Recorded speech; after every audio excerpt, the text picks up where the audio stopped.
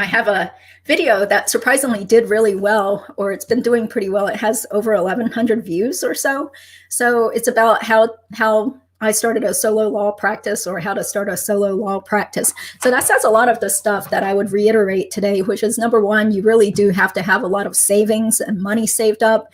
I don't really recommend taking out a loan to start a solo law practice because it's just so risky. There are so many people who end up failing, or well, I shouldn't really say failing because it's a learning experience, right? But most people would consider it a failure if you didn't make any sort of profit after 2 years of grinding away and trying to have your own solo law practice. So it's not for everybody, because clearly there are a lot of, and I've known a lot of like really smart people who went to good law schools, but yet, for a bunch of different reasons, their solo law practice or their small law firm venture did not pan out, and they quickly found other jobs working for companies or with other law firms or for the government, because it's just so hard. There's a lot of things that you have to be able to keep track of all the time.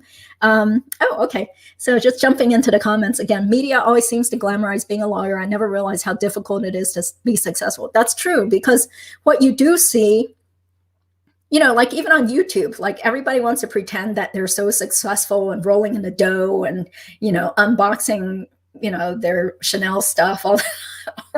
I don't know. I mean, it's definitely not as glamorous as I thought it would be. And plus, I really did not realize how hard the job market would be also, despite going to a tier 14 school. So thank you for being here, Angel. Angel is also a great YouTuber who has gotten more and more subscribers, and she is a graduate student in California. And she wrote a master's thesis about boba tea and Asian American culture. So please check out Angel's channel.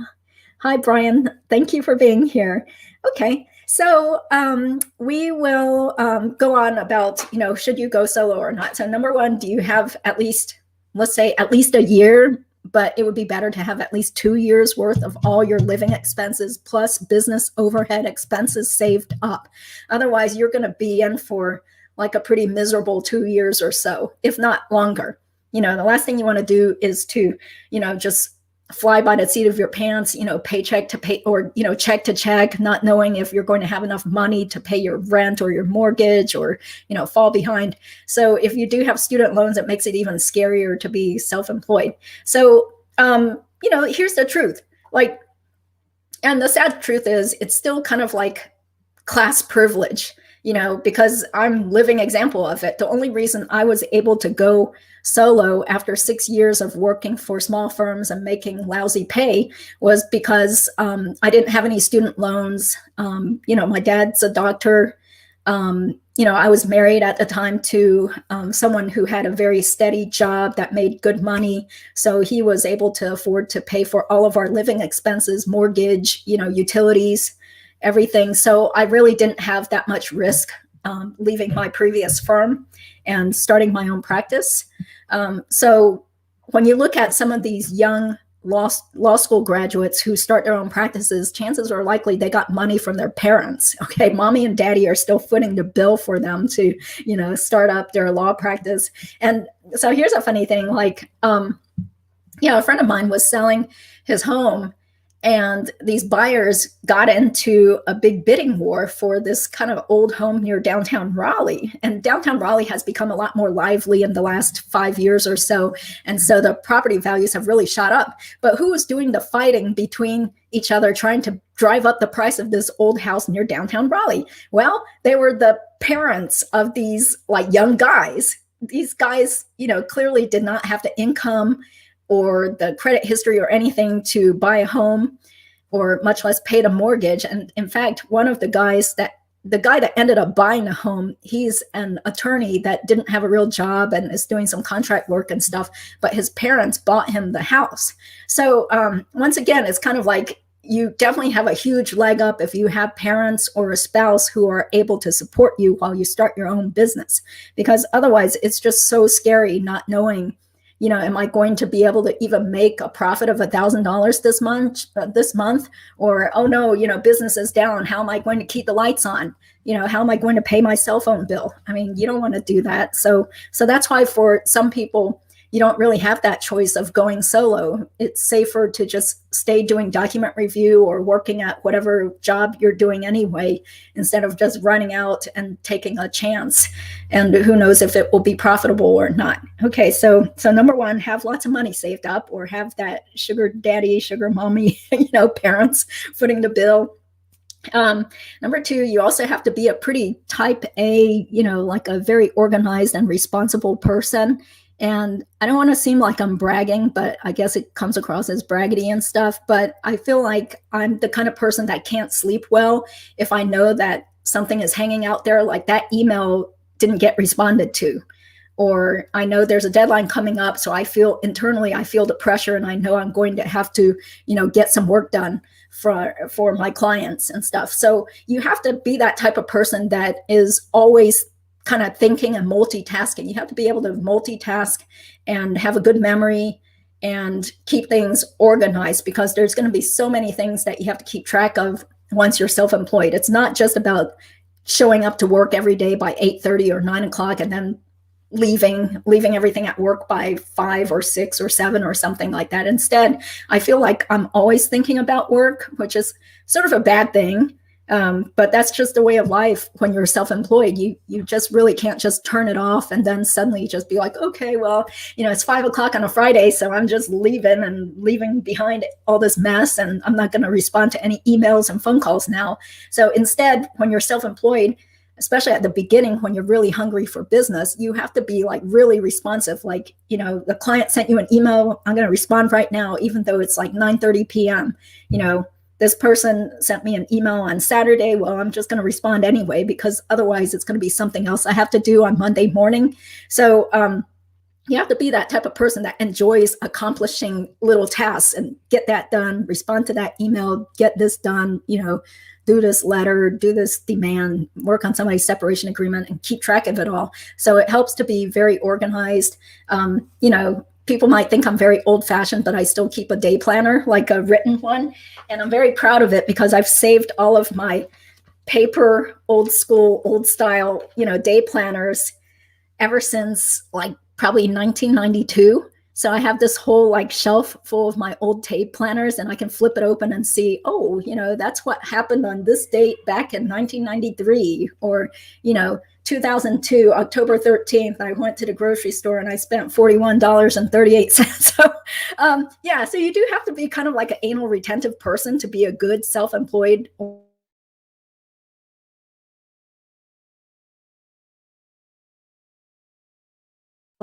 as opposed to just typing things into like a Google Calendar or on my cell phone or something, because I feel like this is tangible. I don't have to worry about this like disappearing on me if something were to happen to my cell phone or whatever. So so those are like the characteristics of someone that is more likely to be a successful, self-employed person or solo attorney. You have to be that type of person that is always going to be diligent and don't slack off, because that's the last thing you need, is to forget a deadline or forget to do something by a deadline in court. Then you could screw over yourself and your client, and you're going to face a bar complaint. So we don't need that. Angel says, thanks for sharing these stories. Yeah, it's so important to have a financial safety net before you can go solo. Yeah. So it's just the reality of it is that, the kids that graduate from law school that come from the richer families are more likely to succeed if they want to go solo, or even have a chance of going solo. Let me see. Does the ABA have resources to help cash-strapped solo attorneys? I don't think so.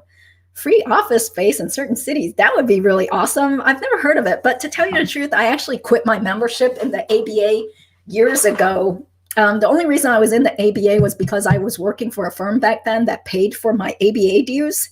So that was probably 2003 that I quit being in the ABA, because all you really got was this fancy looking magazine, and then a lot of junk mail and solicitations and stuff. So so I'm not even a member of the ABA, and I haven't been for the last 17 years. But I'd be really surprised that they would do anything to help cash-strapped solos or offer free spaces, because there are too many cash-strapped solos. There are too many of us. So let's see. Yeah, going solo is 24/7, says Kathy. Yeah, no clocking out. Yeah, Kathy's husband is a realtor around the Houston area. Yeah, same with me as a manager. Yeah, because there's always something, and then people just love to email at all hours. And then, I can't resist checking my email, even when it's like Saturday night at 11:30 p.m. I'll be like, oh, great, this client or this attorney. It's usually a client. I mean, most attorneys are nice and they're not going to email you on the weekends. Yeah, sometimes even this weekend, I was just dealing with more emails today and yesterday. But I do feel that sense of urgency, like, okay, this person is paying me, so I better respond. Otherwise, it's just more stuff for me to have to deal with on Monday morning anyway. So Monday mornings are usually already crazy enough with the phone calls and emails. So might as well get stuff done on the weekend. So Tech Ty says, would you ever consider hiring another attorney to work with you, or would you not want the management headache? Yeah, definitely the latter. Yeah. So one of the things that I've seen, a common problem that I've seen with some attorneys who try to do a partnership, is that it usually ends up failing and then they end up suing each other.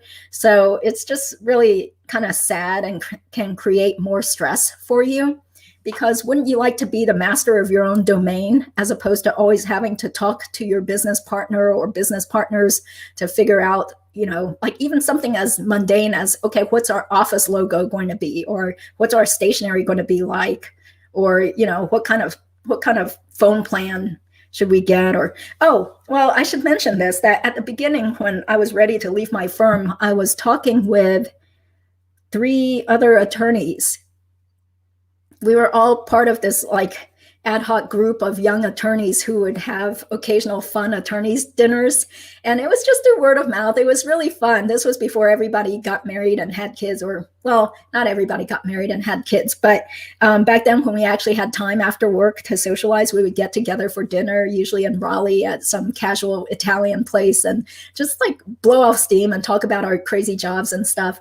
So these 3 other attorneys and I, we did think about starting a firm together, because we were all pretty disgruntled at our firms, and we couldn't even decide on where we should have the office. So that was already a big hurdle, number one, because we lived in totally different parts of the Triangle area. So of course, everybody wants it to be like kind of closer to where they live, but we had somebody living in North Raleigh, Morrisville, Durham, another part of Raleigh. So we couldn't find office space that was going to be good for all of us. And, one friend ended up starting his own practice in Durham, and he's a very successful attorney who mostly focuses on criminal defense. So he's been in the news a lot defending people. And another friend, she wound up, well, we did share office space for a little while in Raleigh. She was my former coworker, so she's still a divorce attorney on her own in Raleigh. And the other person, what's really awesome, well, she started an immigration firm, but then I think they had a hard time making a profit. And they did end up making a mistake of hiring a full-time office manager or a paralegal or something, which I think is really bad, because why would you want that extra financial burden of having to pay somebody a steady paycheck and benefits and keeping up with all the payroll rules or tax deduction? I mean, it's just like a headache to have another employee, especially when you're just starting your practice. So, and I sense that there was a little bit of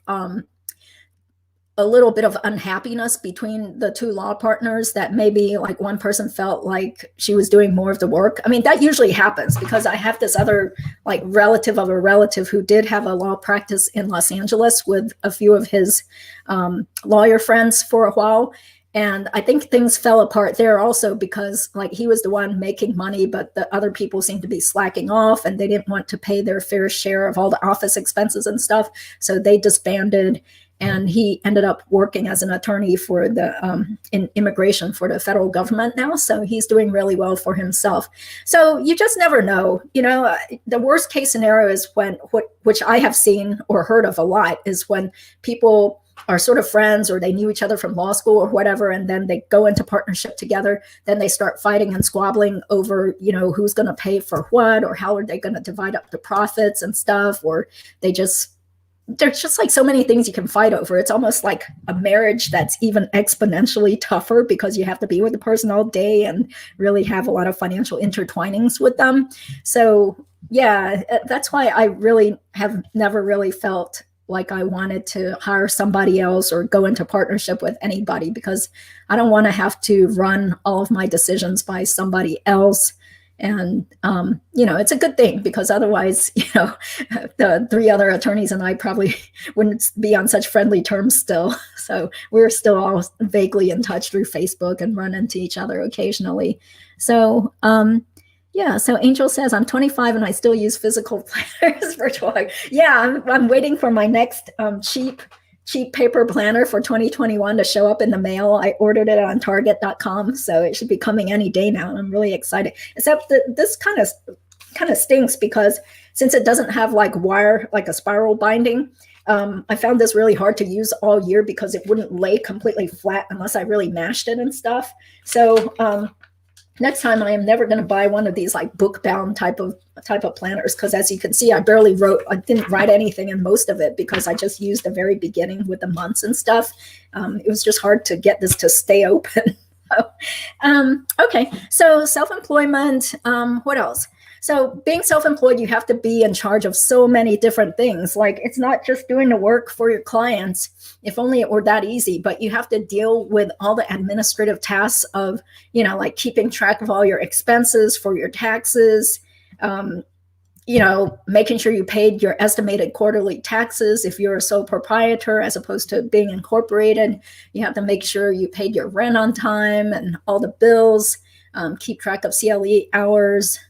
You're responsible for your own continuing legal ed classes and all the mandatory bar dues, and buying the office supplies and buying toner. I remember it was such a pain one time because my printer kept breaking down. So I constantly had to keep like dragging this printer in my trunk to this repair shop down in Apex, which is kind of far away.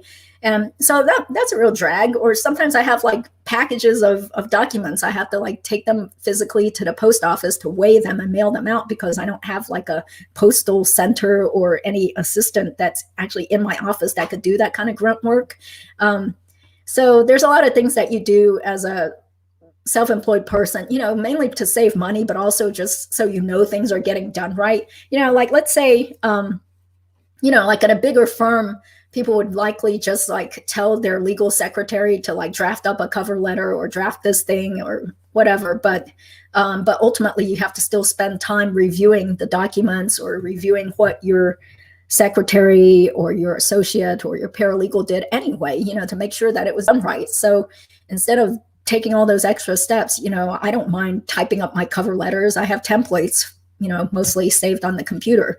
I don't mind licking my own envelopes or, preparing the documents and hole punching stuff and all that. So, the good thing is that pretty much in all of the office spaces I've had, I never had to do the housekeeping. So that was good, because that was always like farmed out by the landlord, people that I rented office space from. So I didn't have to bring in my vacuum cleaner on the weekends and vacuum the floors or clean the toilets or anything.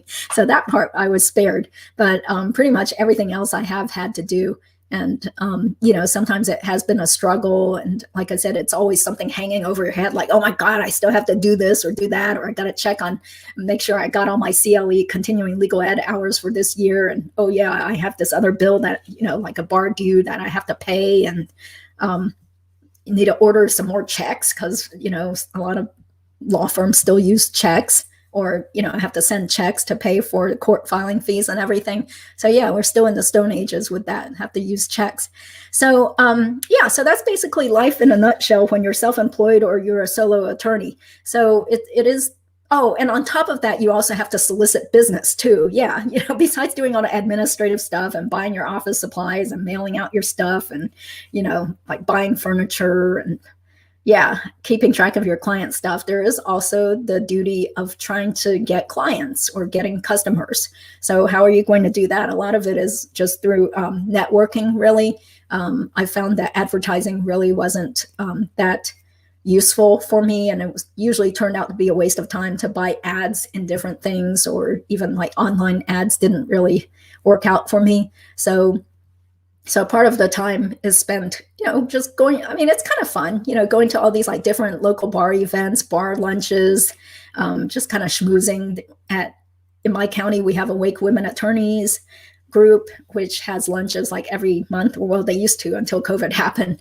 And then I was on the board of the Durham Orange County Women Attorneys Association back when I worked in Durham before I started my own practice. So yeah, sending faxes. Actually, sometimes I do. So it sucks because it's almost that time of the year again. Every December 30th or so, eFax automatically dings my credit card and I get billed for another year of eFax service, but I still have to do it because I do get some attorneys that send me faxes, or the EEOC people might send a fax, or I have some slightly older clients that still, they'll go to Kinko's or something to fax me something because they don't have the ability to scan in and email me things. Yeah, so that's kind of a necessary expense, but at least it's not too much. It's probably like $100 or $110 a year for the fax service. So I have an eFax account.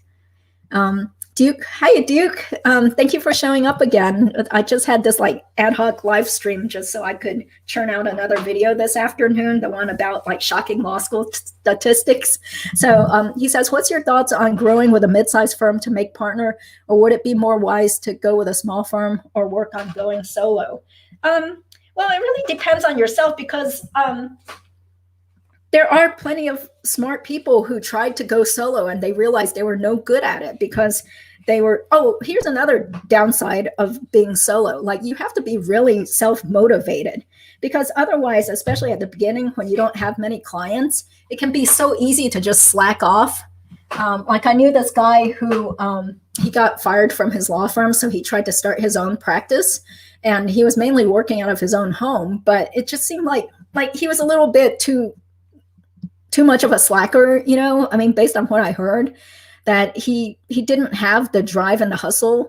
So even if you're your own boss, that doesn't mean you can just like roll out of bed at 11:30 in the morning and, not do any work or just totally slack off. There still has to be some sort of regimen, even, well, now, most people are not actually physically going into the office, but I did always feel like I was a lot more productive going into the office, maybe dressing up a little bit better, not necessarily wearing a suit or anything, but I did feel like I'm ready to do work and focus and stuff. You have to still have a routine, even when you don't have a boss who's expecting you to show up at 8:30 every morning. So growing with a mid-sized firm to make partner, or more wise to go. Yeah, it really depends on your personality though. And if you think you can get enough business to go solo. So mid-sized firm versus small firm. Yeah. With a small firm, well, there's variables galore, because like I worked for this small firm that used to tell us that if we stayed working with them for 5 years, then we would make partner. But then one of my friends / coworkers, like, I kind of feel like they were kind of misleading, because it turned out they also expected her to pay them something like $80,000 to $100,000 in today's dollars. So I think that's kind of shady and weird. It's like you tell people that, you last here for 5 years, you're going to be making partner, and then later you turn the tables and say, and you also have to give us like whatever it was, 80, 90 to $100,000. I mean, who has that kind of money? Yeah, I would say it just really depends. Like, if you really like the people you work with, so much of it is just like individual circumstances, and whether you are working with good, ethical people that you would be proud to be associated with, that you can trust that they're going to pull their share of the weight. There are different firms that have totally different compensation arrangements. Like, you could say you're partners with somebody, but really you're just sharing office space and have like the same website and stuff, but each person really just gets to keep their own profits, other than contributing to their share of the rent or whatever, the overhead and the stationery and supplies and the legal assistants or the receptionist. So yeah, it's really hard to say. I would say that, yeah, it just really depends on the people that you work with and whether you like them and you trust them and you know what their work ethic is like, so that you don't feel screwed over later on. Yeah, and there are a lot of people that just feel like they know that from the start that, look, there's no way I want to go solo because that's too risky. It's a lot easier knowing that there's already like a whole cadre of legal assistants and secretaries at this firm, and we know how everything is run. Everybody knows their place and their role. So going solo, especially if you're used to working for a bigger firm where there's a lot more services and amenities and more security and a steady flow of clients, then that definitely makes sense for a lot of people to just stick with their firms instead of, jumping ship and going solo, because who knows if you'll be able to take some clients with you or not. Yeah, so that's the main reason why a lot of people just stick with their firms and try to make partner, but sometimes people just aren't even made partner anyway, so they have no choice but to leave. Okay, so Hello Dolly says, what do you think about having your law office inside your house instead of paying rent for an office space? Save money. Yeah, actually, I have this attorney friend who has always operated out of his home, and then he would meet his clients like outside or in his home office. But to me, that's kind of scary because you just never know if people are going to turn on you. Like, I don't even do criminal law, but yet I've had my share of civil litigation clients and family law clients that just turned, bat shit crazy on me. Like they suddenly like got all mad, or they got upset over something that didn't happen well for them in court, or they had buyer's remorse after we settled, or they wouldn't pay me or something like that. There's always some potential for people to make your life miserable, so that's why it's like, why would you want them to know where you live? Like they come straight into your house. They know like if you have kids, or what your household schedule is like, or what kind of car you drive. And yeah, to me, that's too personal. Like, I would never want to have a real home office. But on the other hand, it's totally fine to have some sort of cheap deal with another law firm, like maybe another solo attorney or a small law firm that could use the extra money. And you could just offer them something really cheap, like, hey, how about I pay you $150 a month or $250 a month, and then I get to use the conference room sometimes and use this office address as my office address. Yeah, so that could be another cheap way to go about it, where you have a place to physically meet your clients in an office, a real professional looking office, as opposed to having people come over to your house. So yeah, I really wouldn't be down for having an office inside your house. Sometimes you do hear about some younger, I guess they're younger and they probably don't have the money, so they talk about having a virtual office where they only have like virtual meetings with clients and stuff. And to me, that still isn't like the best ideal situation, because you still have to occasionally meet with people. At least in my line of work, I still have to go to the office sometimes and meet with them to get their signatures on documents. And nothing beats actually meeting with someone face to face, even though we're wearing masks on and socially distanced and stuff. But it's yeah, I definitely would not be for having the law office as your right inside your home. Yeah, but the people that I know who do that, they're all men, so maybe they feel more macho and like they can handle it themselves, or they have guns or something in case somebody goes crazy on them, or starts making threats and stuff and wants to come beat down on their house door.